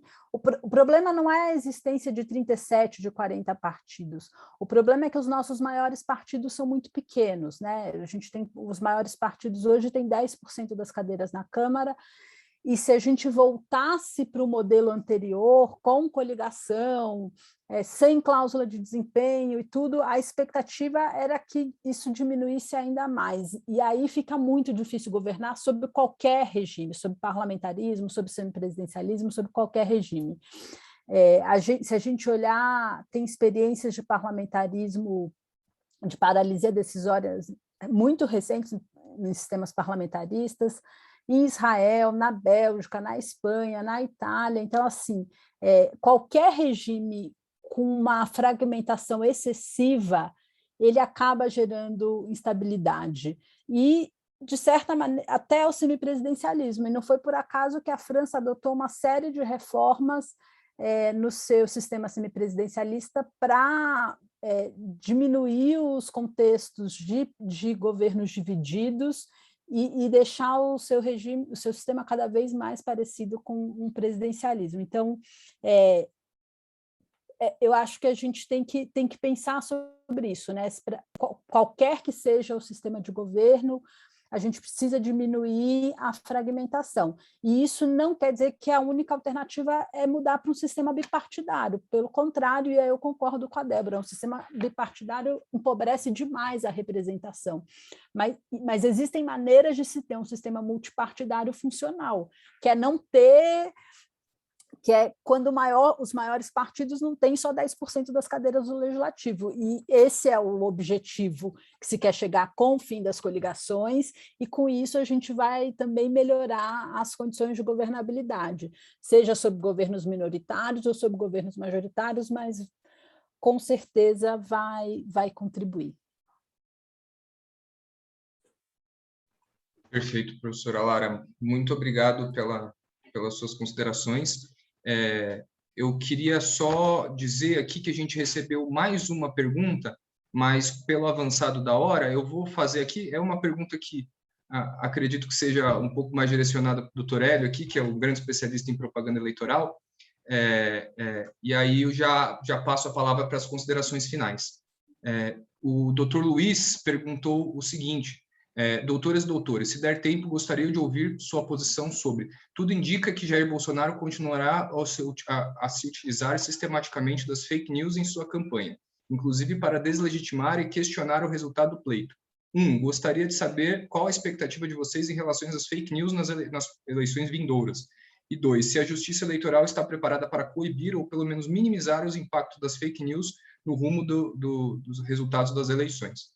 Então, uma pergunta aqui de um tema que ficou muito em voga, né, no começo no ano passado, né, que agora até perdeu um pouco do peso, mas a questão das fake news e como elas são abordadas nessa reforma eleitoral. Então, passo a palavra também para os palestrantes fazerem as suas considerações finais também, se quiserem tratar desse tema sobre as fake news. Doutor Hélio, por favor. Bem, eu quero dizer que para o Luiz que nós vamos fazer seguir a recomendação da Lara. Vamos esperar a primavera chegar, porque é em setembro que a coisa vai se dar. Porque eu chamo a atenção para um aspecto que está sendo difundido pela Coalizão de Direitos na Rede, né? Tem um movimento em relação a isso. Eles estão alertando que no Código Eleitoral nós estamos trazendo uma proposta do governo Bolsonaro que proíbe a exclusão de perfis de candidatos nas redes, né, durante a campanha eleitoral. Então, e isso tem muito a ver com a questão da fake news, né? Então, as plataformas ficariam limitadas no controle que teria sobre determinadas plataformas, a grosso modo, né? Tem um detalhamento aí que precisa de um refino melhor, mas que eu acho que não é o caso de entrar agora. Então, qual é a preocupação que nós temos? Tem uma preocupação de que a justiça eleitoral, ela se mostrou até a eleição de 2018 e até na resposta que deu para os episódios que seguiram, não tão eficiente no combate à desinformação. O combate à desinformação não depende apenas da justiça eleitoral, mas depende de todos nós e depende também do controle que as próprias plataformas possam fazer. E depende também de uma proposta que nós desenvolvemos no âmbito da Comissão de Direito Eleitoral de romper um pouco o espaço de propaganda impulsionada só em determinadas plataformas, né? É defendido isso pelo Francisco Brito Cruz e por outros que estudam a matéria, que a gente pudesse ter o pagamento de publicidade de propaganda eleitoral em outros espaços, de modo a democratizar de fato e garantir um acesso mais amplo e pudesse fugir dessa desinformação. Mas isso vai ser um contexto em que nós vamos depender de um amplo apoio de todos, né? Agora, a prevalecer o novo código, na forma como vem redigida, que eu volto a considerar positivo em muitos aspectos, mas que merece reparo alguns outros, nós vamos ter uma limitação da justiça eleitoral nas resoluções e vamos ter aí também uma limitação às plataformas. A gente precisa de um certo cuidado em relação a isso para que a gente não entre numa área de acidentes. Essas plataformas elas já vêm controlando, já vêm tentando determinar aí algum tipo de controle, mas me parece muito ineficiente também na questão da pandemia. Fosse eu, gestor, tribunal de alguma dessas plataformas, já tinha excluído muitos perfis, teria sido um cara mais durão, já tinha mandado, me permitam, me desculpem a expressão, já tinha mandado para o paredão vários perfis, né? Só por conta da pandemia. Eu termino aqui lembrando do presidente agradecendo a oportunidade de debater com vocês todos, vocês todas, mas eu quero terminar com uma entrevista que vi da semana do diretor-geral da Anvisa, né? Aquele almirante Barra Fortes, enfim. E ele dizia o seguinte, vamos parar de bobagem. Barra Torres. Vamos parar de bobagem e vamos vacinar. Então, eu acho que o que nós temos de importante nesse instante a fazer nesse país e no mundo é vacinar. E eu acho que a reforma política é importante, mas não resolve todos os problemas, como disse a Débora. Nós temos problemas estruturais, amplos, históricos, desigualdade abissal, que nós precisamos corrigir. Então, nesse instante, eu pediria para todos se cuidarem e vacinarem quanto antes, e acreditar que a gente possa realmente transformar esse país, superar essa crise que me parece que é mais preemente nesse instante. Muito obrigado a todos e todas pela oportunidade de debate. Muito obrigado, doutor Hélio, pela sua exposição. Inclusive, essa proposta, né, uma mini proposta, uma proposta de reforma eleitoral pensada aqui pela comissão, esse dispositivo que o doutor Hélio falou, acho que tem o mérito também de quebrar um pouco de um certo monopólio, né, que as redes sociais possuem na propaganda eleitoral paga na internet, né? Hoje, um candidato somente pode fazer propaganda eleitoral paga na internet por meio das plataformas das redes sociais. Então, criando essa espécie de biblioteca de anúncios, né, que possibilitaria, por parte da Justiça Eleitoral, que possibilitaria você fazer a propaganda eleitoral em qualquer meio virtual, acredito que seria muito bom. Passo a palavra agora para a professora Débora Tomé. Não, eu só queria terminar agradecendo o convite, dizendo que a gente sempre aprende mais, né, do que quando a gente tem essa possibilidade de diálogo, e eu acho que é muito bom, porque a democracia é feita disso, né? A democracia, infelizmente, a gente tem mais divergências que convergências, mas se a gente estiver, pelo menos, no procedimental, a gente já começa de algum ponto, né? Então, eu fico muito feliz de ter E podido também trazer esse tema que me é tão caro, que é a questão da participação feminina. Eu acho que a gente tem que manter, a nossa cota não é perfeita, mas ela tem a sua importância, precisamos aprimorá-la, mas eu acho que a gente tem que começar também a reconhecer um pouco dos avanços institucionais e ver como melhorá-los, como a gente vai seguir adiante, né? Mas eu queria agradecer e dizer que foi um prazer estar aqui com vocês todos. Marco, eu só queria, antes de passar para o professor Rubens, uma coisa que eu esqueci. Professora Débora, professora Lara, nós precisamos muito de vocês, porque temos que aproximar realmente o direito da ciência política, e é fundamental. Eu quero cada vez mais contar com a participação de vocês em debates aqui na comissão. Muito obrigado pelo prestígio, mais uma vez, que emprestam à comissão. Muito obrigado. Perfeito, doutor Hélio. Essa interdisciplinariedade aumenta o nível do debate assim sobremaneira. É muito, muito bom poder contar com as professoras aqui conosco hoje. Professor Rubens, para as suas considerações finais. Olha, vou fazer 2 comentários breves, mas a primeiro é muito grato pelo convite do caríssimo Hélio, a sua mediação aí, Marco Antônio. Prazer em estar com as professoras Lara, Débora. É um debate, né? Oxalá a gente pudesse ter o nível dessa comissão, não que as outras não tenham, mas aqui a gente vê que são excelentes. Toda semana estamos tendo, ela está de parabéns, viu? Essa aproximação com a ciência política, é isso que precisa, né? A intertrans e multidisciplinariedade não pode ficar só no discurso retórico, né? Tem que ser praticada. Mas 2 comentários muito rápido, com a permissão do Marco Antônio e do Hélio.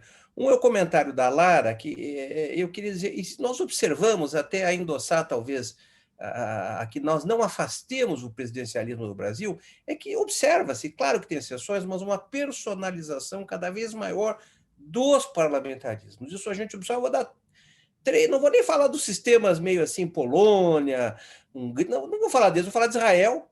Você veja, em 3 anos, 4, quase que foi para a 5ª eleição, teve que ter uma coisa totalmente heterodoxa, não é verdade, para que se formasse o governo. O aliado virou de lado. A Alemanha, né? E a Inglaterra, né? Quer dizer, o Reino Unido, quer dizer, Bojo, veja a personalização. Então, eu acho que é uma questão aí, na minha maneira de ver, que nós mantenhamos o presidencialismo, que garante a preferência através de gerações da cidadania brasileira, tem esse caráter em que existe uma garantida, talvez a preferência pela personalização, e dá uma legitimidade tremenda desde que você melhore ele, né? E eu ia falar uma outra, mas enfim, fico nessas 2 questões aí, agradecendo a oportunidade de ter estado com vocês aí. Obrigado. Professor, o prazer é todo nosso, professor. Muito obrigado pelo seu tempo aqui despedido para conversar um pouco conosco. Eu passo a palavra agora para as considerações finais e o fechamento da professora Lara Mesquita. Bom, eu queria começar também registrando o meu agradecimento, mais uma vez, à OAB e à comissão pelo convite de estar aqui. Já é o 2º debate que eu participo com vocês. E como no debate anterior sobre o voto impresso, eu aprendi demais, e ainda mais estar na companhia de colegas tão especiais e tão abertos ao debate e que, né, tem tanto para contribuir como no dia de hoje. Então, é um prazer enorme. Sobre a pergunta das fake news, eu não estudo fake news, posso contribuir muito pouco para o debate, mas lendo o que colegas têm produzido sobre isso, a gente aprende que as fake news, elas têm muito pouco poder de fazer as pessoas mudarem de ideia. O efeito delas é muito mais reforçar as crenças que eu já tenho. Então, a gente não tem, nos estudos, sobretudo olhando eleições americanas e brasileiras, que são os que eu li mais, a gente não tem evidência de que fake news são eficientes para virar votos, muito mais para consolidar votos e crenças. Então, esse é um tema muito difícil de regular, porque a gente tem sempre que tomar cuidado com as questões de liberdade de expressão Eu acho que não é um tema fácil, a gente vai demorar ainda um tempo para conseguir chegar numa solução institucional que seja adequada e efetiva, e aí eu fico feliz por não estar nessa seara, porque eu acho que é bem complicado, assim, e é muito delicado, né, porque você está sempre no limite, mas, pelo menos, acho que tem algum alento esses achados desses estudos. Então, não estou dizendo que elas não são prejudiciais para a democracia, que a gente não precisa arrumar uma maneira de lidar com elas, mas eu acho que elas são... O poder delas é menor do que a gente imaginava a princípio, e isso, pelo menos, me deixa um pouco menos angustiada. Do mais, é isso, é um prazer. Muito obrigada, fico muito feliz né, pela oportunidade de trocar, porque nós da ciência política também precisamos muito ouvir o que está sendo produzido no direito e os debates, e porque eu acho que as duas disciplinas têm muita intersecção, e quando a gente troca e aprende com os colegas, todo mundo ganha, o debate ganha. Então, muito obrigada, boa tarde para todos. Marco, posso falar uma coisinha? Prometo que seria menos de um minuto. Claro, professor Rubens. Ele e vocês, colegas. Olha, eu lembrei o que eu ia falar aqui, até porque a questão das fake news não é novidade, né? O que acontece é que com a internet e a denominação que o Trump deu, a gente fala em fake news, e ela realmente é utilizada muito no governo Bolsonaro, mas veja, as fake news estão aí, o Goebbels é um exemplo, né? Aqui na República Brasileira, né, a presidência Hermes da Fonseca, o episódio das cartas, o plano Cohen, que fermentou antes do golpe de 37, quer dizer, veja, isso não é novidade, né? Quer dizer, a distorção toda dos discursos do Jango. Então, assim, na verdade, fake news não é novidade, né? A gente deu esse nome, né? O que acontece é que com a internet isso espraiou e todo mundo com a sua tela, com o seu celular, tem um poder de fogo tremendo, né? Mas eu acho que a questão, endossando aí, concordo com a opinião da Lara Mesquita, ela reforça, na verdade, algumas preferências, alguma maneira de ver, né? Obrigado e desculpa aí ter pedido para falar ainda. Nada, que isso, professor. Bom, acho que a gente está encerrando o nosso debate. Queria renovar os agradecimentos aqui, em especial às professoras Lara, a professora Débora, que aceitaram o convite da nossa comissão, professor Rubens, que está sempre conosco nos debates, no grupo de WhatsApp, e doutor Hélio, né, nosso presidente, nosso coordenador aí, que sempre nos brinda aqui, sempre com ótimas considerações e conhecimento vasto. Então, é isso, pessoal. Muito obrigado a todos. Estamos encerrando. Tchau, boa tarde. Tchau, pessoal. Tchau.